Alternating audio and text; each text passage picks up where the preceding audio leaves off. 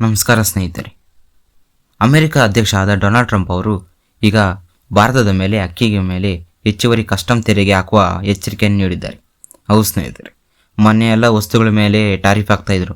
25%, 50% ಎಲ್ಲ ಟ್ಯಾರಿಫ್ ಆಗ್ತಾಯಿದ್ರು. ಆದರೆ ಸಡನ್ನಾಗಿ ಇವಾಗ ರೈಸ್ ಮೇಲೆ ಅಂದರೆ ಅಕ್ಕಿ ಮೇಲೆ ಟ್ಯಾರಿಫ್ ಹಾಕುವ ಮುನ್ನೆಚ್ಚರಿಕೆಯನ್ನು ನೀಡವ್ರೆ. ಇದರಿಂದ ನಮ್ಮ ಭಾರತಕ್ಕೆ ಏನಾಗ್ತೈತೆ, ರೈತರ ಮೇಲೆ ಏನು ಪರಿಣಾಮ ಬೀಳ್ತೈತೆ, US ಗೆ ಏನಾಗ್ತೈತೆ ಎಲ್ಲ ಈ ವಿಡಿಯೋದಲ್ಲಿ ಡೀಟೇಲಾಗಿ ನೋಡೋಣ ಸ್ನೇಹಿತರೆ. ಇದು ಫಸ್ಟು ಎಲ್ಲಿ ಟ್ಯಾರಿಫ್ ಅನ್ನೋದು ಅಕ್ಕಿ ಮೇಲೆ ಎಲ್ಲಿ ಶುರುವಾಯಿತು ಅಂತ ಫಸ್ಟ್ ನಾವು ನೋಡೋದಾದರೆ, ಈ ಅಮೇರಿಕದ ರೈತ ಸಂಘಟನೆಗಳು ಕೆಲವು ಇರ್ತಾವಲ್ಲ, ಅಮೇರಿಕವು ಅವರು ಭಾರತ ಅತಿ ಕಡಿಮೆ ಬೆಲೆ ಕೆಡುತ್ತಿದೆ, ನಮ್ಮ ಮಾರುಕಟ್ಟೆ ನಷ್ಟ ಮಾಡ್ತಿದೆ, ಕಡಿಮೆ ಬೆಲೆ ಕೊಡ್ತಾ ಇದೆ. ಇವಾಗ ನಮ್ಮ ಇಂಡಿಯಾದಲ್ಲಿ ಮಾಡ್ತಾರಲ್ಲ ಈ ಬಾಸುಮತಿ ರೈಸು, ಅವೆಲ್ಲ ಫೇಮಸ್ಸು. ಬೇರೆ ಕಂಟ್ರಿಗಳಿಗೆಲ್ಲ ನಮ್ಮ ಬಾಸುಮತಿ ರೈಸು ಅವೆಲ್ಲ ಬೇರೆ ಸೈಡೆಲ್ಲ ಹೋಗ್ತಾ ಇರ್ತವೆ. ಅದರಿಂದ ಈ ಅಮೇರಿಕ ಕೆಲವು ರೈತರ ಸಂಘಟನೆಗಳಿರ್ತಾವಲ್ಲ, ಅವರು ಈ ವಾಯ್ಸ್ನ ರೈಸ್ ಮಾಡವ್ರೆ. ಅದಕ್ಕೆ ಟ್ರಂಪು ನಾವು ಇಂಡಿಯಾ ರೈಸ್ ಮೇಲೆ ಇನ್ನೂ ಹೆಚ್ಚು ಟ್ಯಾರಿಫು ಹಾಕ್ತೀವಿ. ಇವಾಗ ಬೇರೆ ಟ್ಯಾರಿಫುಗಳು ಎಲ್ಲ ಅವೇ, ಆದರೆ ಇನ್ನೂ ಹೆಚ್ಚು ಟ್ಯಾರಿಫುಗಳನ್ನ ಸ್ಟಾರ್ಟ್ ಮಾಡಿದ್ರಿ. ಇನ್ನು ಟ್ಯಾರಿಫು ನಾವು ಇಂಡಿಯಾ ಹೇಳ್ಬಿಟ್ಟು ನಾವು ಕಟ್ಟಲ್ಲ ಟ್ಯಾರಿಫು, ನಾವು ಯಾರಿಗೂ ಬಗ್ಗಲ್ಲ ಅಂತ ಮೊನ್ನೆ 50% ಟ್ಯಾರಿಫ್ ಆಯ್ತಲ್ಲ, ಅದರಿಂದನೇ ಎಲ್ಲ ಹೇಳ್ತು. ಆದ್ರೂ ಇವಾಗ ಡೊನಾಲ್ಡ್ ಟ್ರಂಪ್ ಅವರು ತಿರುಗಿ ಮತ್ತೆ ಮುನ್ನೆಚ್ಚರಿಕೆಯನ್ನು ನೀಡ್ತಾವ್ರೆ, ಇನ್ನು ಟ್ಯಾರಿಫ್ ಆಗ್ತೀವಿ ರೈಸ್ ಮೇಲೆ ಅಂತ. ಈಗಾಗಲೇ ಕೆಲವು ವಸ್ತುಗಳ ಮೇಲೆ 25% 50%ಗೆ ಹೋಗೈತೆ.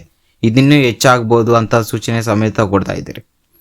ಹೌದು ಸ್ನೇಹಿತರೆ, ಇವಾಗ ಏನಿರಲಿಲ್ಲ, ನಮ್ಮ ಪುಟಿನ್ ಅವರು ನಮ್ಮ ಇಂಡಿಯಾಗೆ ಬಂದಿದ್ರಲ್ಲ, ಅದರಲ್ಲಿ ಕೆಲವು ಸಂಬಂಧಗಳು ಅವ್ರಿಗೆಲ್ಲ ಆಗಲ್ಲ, ಅಮೇರಿಕವ್ರಿಗೆಲ್ಲ ಡೊನಾಲ್ಡ್ ಟ್ರಂಪ್ ಅವ್ರಿಗೆಲ್ಲ ಆಗಲ್ಲ.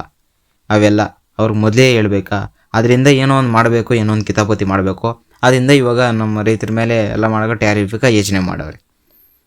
ಇದರಿಂದ ಏನು ಭಾರತಕ್ಕೆ ನಮ್ಗೇನು ಪರಿಣಾಮ ಬೀಳ್ಬೋದು ಅಂತ ನೋಡೋದಾದರೆ, ಭಾರತಕ್ಕೆ ದೊಡ್ಡ ಹೊಡೆತ ಬಿತ್ತಂದು ನೋಡೋದಾದರೆ ಇದು ಅಷ್ಟೇನು ದೊಡ್ಡ ಪರಿಣಾಮನೇ ಅಲ್ಲ ನಮ್ಮ ಇಂಡಿಯಾಕ್ಕೆ.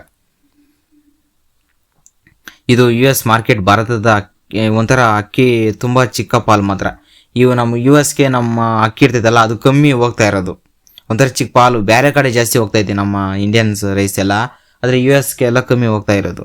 ಅದರಿಂದ ಒಂಥರ ಪಾಲು ಕಮ್ಮಿ ಮಾತ್ರ ಅಂತ ಹೇಳ್ತಾ ಇದ್ದಾರೆ.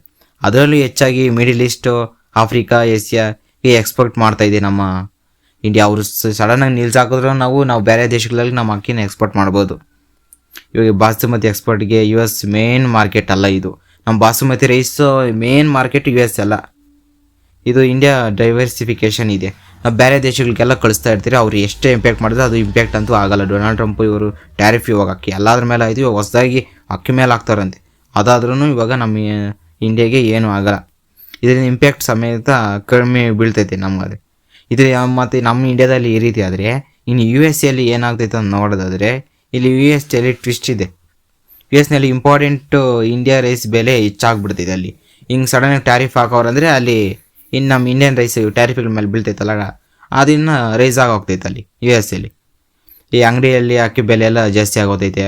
ಮತ್ತು ಅದ್ರ ಮೇಲೆ ಬೀಳುವ ವೆಚ್ಚ ಪರಿಣಾಮಗಳು ಅವೆಲ್ಲ ಸಮೇತ ಒಂದು ಆಹಾರ ಪದಾರ್ಥಗಳೆಲ್ಲ ಒಂಥರ ದುಬಾರಿ. ರೈಸ್ ಪ್ಯಾಕೆಟ್ಗಳು ಇವಾಗ ಪ್ಯಾಕೆಟ್ಗಳಲ್ಲೇ ಜಾಸ್ತಿ ಹೋಗೋದಿಲ್ಲ, ಅವೆಲ್ಲ ಜಾಸ್ತಿ ಹೈ ಕಾಸ್ಟ್ ಹೋಗ್ಬಿಡ್ತೈತೆ.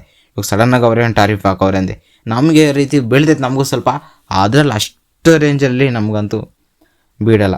ಇಂಡಿಯಾಗೆ ಕಡಿಮೆ ಹೊಡೆತ ಬೀಳ್ತೈತೆ, ಅದು US ಕಸ್ಟಮರ್ಗೆ ಹೆಚ್ಚು ಹೊಡೆತ ಬೀಳ್ತೈತೆ ಅಂತ ಕ್ಲಿಯರ್ ಕಟ್ಟಾಗಿ ಎಕ್ಸ್ಪರ್ಟ್ಸ್ ಹೇಳ್ತಾ ಇರ್ತಾರೆ.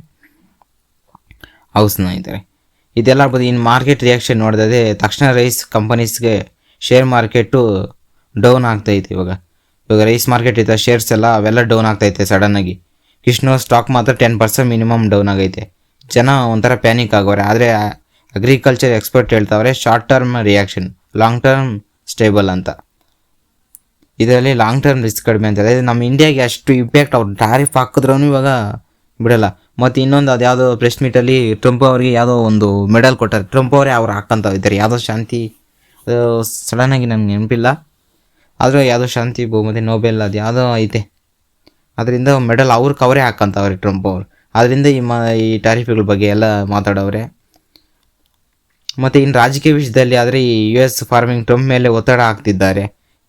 ಮತ್ತು ಎಲೆಕ್ಷನ್ ಟೈಮ್ಸ್ ಕೂಡ ಬರ್ತಾ ಇದೆ ಅವ್ರಿಗೆ. ಇವಾಗ ಅವರು ಇದು ಈ ರೈತರ ಸಂಘಟನೆ ಅವರೆಲ್ಲ ಆಗ್ತಾರೆ, ಇಂಡಿಯಾದಿಂದ ನಾವು ಮಾರಾಟ ಇದೆ, ನಮ್ಮ ಬೆಲೆ ಕಮ್ಮಿ ಆಗ್ತೈತೆ, ಅವ್ರಿಗೆ ಜಾಸ್ತಿ ಆಗ್ತೈತೆ. ಇದು ಪೊಲಿಟಿಕಲ್ ಪ್ರೆಷರು, ಟ್ರೇಡು, ಸ್ಟ್ರಾಟಜಿ ಎರಡೂ ಎಲ್ಲ ಮಿಕ್ಸ್ ಆಗ್ತಾ ಇರ್ತೈತೆ ಸ್ನೇಹಿತರೆ. ಇಲ್ಲಿ ಒಂಥರ ನಾವು ಇನ್ನೂ ಡೆಪ್ತಾಗಿ ಹೋದರೆ ಈ ಟ್ಯಾರಿಫ್ ಅಂದರೆ ಏನು, ಅದು ಮೇನ್ ತಿಳ್ಕೊಬೇಕಾಗಿರೋ ಪಾಯಿಂಟ್ ನಾವು ಫಸ್ಟು. ಟ್ಯಾರಿಫ್ ಅಂದರೆ ಏನು? ಯು ಎಸ್ಗೆ ಇಂಡಿಯಾಗೆ ರೈಸ್ ಬಂದರೆ ಗೌರ್ಮೆಂಟ್ ಎಕ್ಸ್ಟ್ರಾ ಟ್ಯಾಕ್ಸ್ ಆಗ್ತೈತಲ್ಲ, ಅದನ್ನೇ ಟ್ಯಾರಿಫ್ ಅನ್ನೋದು. ಇಷ್ಟು ಸಿಂಪಲ್ ಅಷ್ಟೇ ಸ್ನೇಹಿತರೆ. ಇವಾಗ ಯು ಎಸ್ಗೆ ಇಂಡಿಯಾದಿಂದ ರೈಸ್ ಹೋಗ್ತೈತೆ, ಅವ್ರು ಗೌರ್ಮೆಂಟು ಟ್ಯಾಕ್ಸ್ ಹಾಕ್ತಾರೆ. ಆ ಟ್ಯಾಕ್ಸ್ ಹಾಕೋದೇ ಟ್ಯಾರಿಫ್. ಇದೇ ಬೆಲೆ ಜಾಸ್ತಿ ಮಾಡೋದು.